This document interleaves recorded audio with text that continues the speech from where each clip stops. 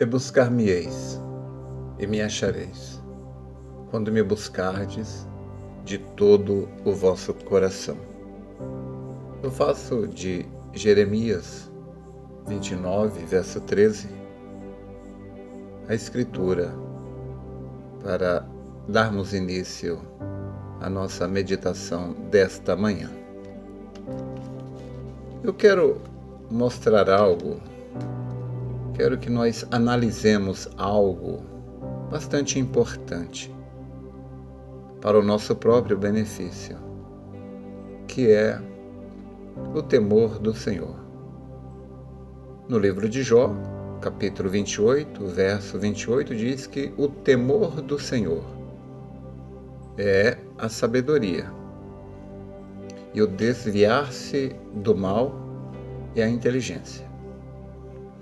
Bem, há uma escritura, eu creio que é Lamentações, capítulo 3, verso 25, diz que o Senhor é bom para os que se atêm a Ele, ou seja, aqueles que ficam em sua presença, para a alma que o busca.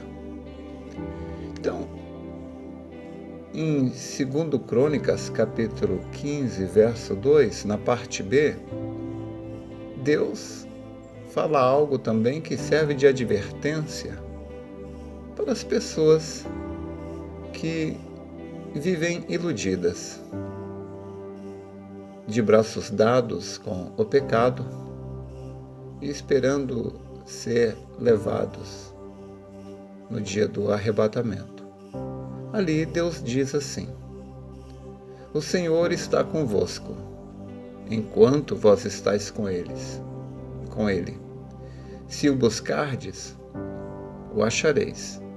Porém, se o deixardes, também vos deixará a vós. 2 Crônicas 15, verso 2, a parte B. Eu creio que é isto. Bom, mas hoje de manhã, agora de manhã, lendo no segundo livro de Reis, eu me deparei com algo que me chamou a atenção. É porque Israel havia se afastado de Deus e Deus permitiu que o povo de Israel fosse levado para a Síria.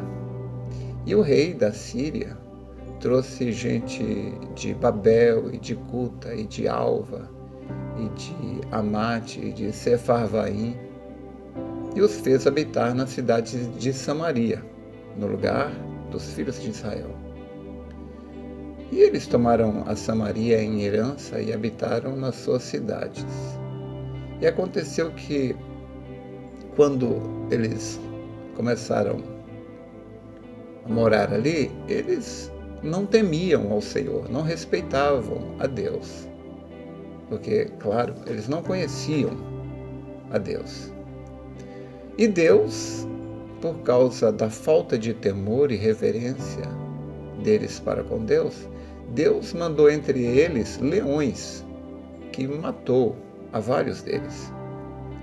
Pelo que falaram ao rei da Síria, dizendo: a gente que transportaste e fizeste habitar na cidade de Samaria, não sabe os costumes do Deus da terra. Pelo que ele mandou leões entre eles e matou um monte de gente lá na terra. Então o rei da Síria mandou dizer, falou assim: olha, pega os sacerdotes de Israel que estão aqui, prisioneiros, e leva eles para lá, para que eles habitem lá em Samaria e ensine para o povo que foi morar lá, ensine para eles os costumes do Deus da terra. Então os sacerdotes foram transportados ali para Samaria e habitaram ali em Betel, e eles ensinaram àquele povo como temer a Deus. Bom, é certo que cada um deles continuou nas suas idolatrias crendo nos seus próprios deuses, mas eles aprenderam a respeitar a Deus. Então, por causa disso, Deus não enviou mais animais para os matarem. Esta escritura, como tantas outras, nos mostram uma grande verdade para quem deseja ser bem-sucedido com Deus. Se você quer ser bem-sucedido com Deus, você deve respeitá-lo, amá-lo e servi-lo, adorá-lo. Então, essas coisas aconteceram no reinado do rei Oséias. Então, pois ele morreu, tal. E agora, nós vemos aqui que no 3º ano de Oséias, filho de Elá, rei de Israel, começou a reinar Ezequias, filho de Acás, lá em Judá. E as coisas não estavam muito bem quando Ezequias começou a reinar. Porém, Ezequias, ele honrou a Deus, fez o que era reto aos olhos do Senhor, conforme tudo o que fizera Davi, seu pai. Então ele tirou as estátuas de ídolos ali, e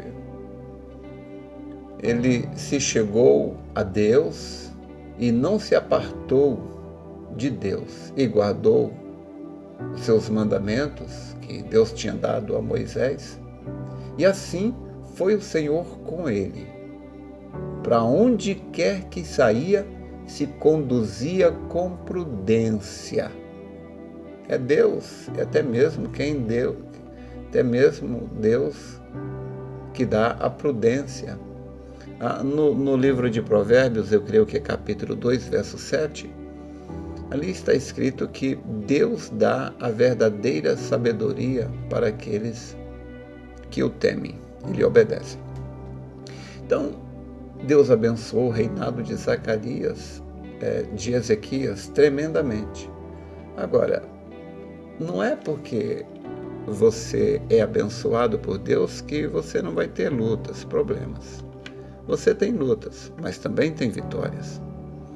Então, no reinado de Ezequias, o rei Senaqueribe, que já tinha invadido tantos e tantos outros países, foi invadir a Judá, como vocês bem conhecem.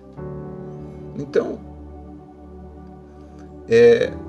o rei Senaqueribe mandou cartas para Ezequias, e então Ezequias leu as cartas e subiu à casa do Senhor, e Ezequias estendeu as cartas ali perante o Senhor. E orou Ezequias perante o Senhor e disse: Ó Senhor, Deus de Israel, que habita entre os querubins, tu mesmo, só tu és Deus de todos os reinos da terra. Tu fizeste os céus e a terra. Inclina, Senhor, o teu ouvido e ouve. Abre, Senhor, os teus olhos e olha. E ouve as palavras de Senaqueribe, que ele enviou para afrontar o Deus vivo. E ele disse: verdade é, ó Senhor, que os reis da Síria assolaram as nações e as suas terras e lançaram os seus deuses no fogo, porquanto deuses não eram, mas eram obras de mão de homens, de madeira, de pedra, e por isso os destruíram. Agora, pois, ó Senhor, nosso Deus, ser servido de nos livrar da sua mão, e assim saberão todos os reinos da terra que só tu és o Senhor Deus. Então Isaías, filho de Amós, mandou a dizer a Ezequias: assim diz o Senhor, Deus de Israel, o que me pediste acerca de Senaqueribe, rei da Síria, eu ouvi. E Deus disse que Senaqueribe não lançaria nenhuma flecha ali na cidade. E aconteceu que naquela mesma noite saiu o anjo do Senhor e feriu no arraial dos assírios 185.000 deles. E levantando-se pela manhã cedo, eis que todos eram mortos, defuntos. Então Senaqueribe, rei da Síria, partiu e foi embora, e foi lá para uma cidade, e lá os seus próprios filhos o mataram. E Ezequias, o rei Ezequias, teve essa grande vitória. Mais na frente ele adoeceu, e o profeta Isaías foi lá e falou: olha, arruma a sua casa que você vai morrer. Mas o rei Ezequias orou a Deus e pediu, e Deus deu mais 15 anos para ele, porque ele honrou e serviu a Deus. Então nós vimos que aquele povo estranho que foi morar lá em Samaria, que adoravam outros deuses, e Deus mandou leão para matar a eles, porque eles não honravam a Deus. Mas depois que eles aprenderam a honrar a Deus, então Deus parou de mandar o mal sobre eles. Então, às vezes, o mal ele serve para mostrar que nós estamos fora da vontade de Deus. Deus não faz o mal, mas permite que o diabo use o chicote para que a gente, então, sentindo o incômodo da dor, busque a Deus. E depois que você busca a Deus, Deus te dá um livramento e te diz o que disse aqui em Jeremias capítulo 29. Jeremias capítulo 29, verso 11. Deus diz assim: porque eu bem sei os pensamentos que penso de vós, diz o Senhor, pensamentos de paz e não de mal, para vos dar o fim que esperais. Então me invocareis, e ireis e orareis a mim, e eu vos ouvirei. Então, meu irmão, minha irmã, você tem crido na palavra, tem sido batizado em nome do Senhor Jesus Cristo? Você o tem recebido como seu Salvador, o seu Redentor, o seu Criador? Então, este é o pensamento que Deus tem acerca de você. Deixa-me repetir. Bem sei os pensamentos que penso de vós, diz o Senhor, pensamentos de paz e não de mal, para vos dar o fim que esperais. Qual é o fim que te espera? Uma eternidade de gozo, felicidade. Nós entraremos em um novo mundo, em uma outra dimensão, um lugar de gozo, paz e felicidade, que Deus criou como recompensa para aqueles que o servem, que o amam, que o respeitam, que lhe obedecem. Então, não importa qual seja a dificuldade que você enfrenta aqui, o Senhor é contigo. Do mesmo modo que o rei Ezequias orou e Deus ouviu, você ora e Deus ouve, porque o pensamento que Deus tem de você é pensamento de bem e não de mal, e Ele vai te dar o fim que você espera. E Ele diz: então, me invocareis e ireis e orareis a mim, e eu vos ouvirei, e buscar-me-eis e me achareis, quando me buscardes de todo o vosso coração. Deus é contigo. Seja feliz, seja feliz. Saia, olhe para o céu. O sol provavelmente já vai estar nascendo ou brilhando já. Olhe para este céu, toda esta natureza, este mundo que Deus criou e que te colocou aqui. E saiba, Ele te amou desde antes da fundação do mundo, porque Ele sabia quem você seria. Ele conheceu a você antes mesmo dele fazer o mundo. Te amou, te escolheu, te predestinou, te justificou, te santificou e já te justificou. Você é dele, ele é seu. Que presente maior do que este você poderia desejar? Seja feliz e Deus te abençoe.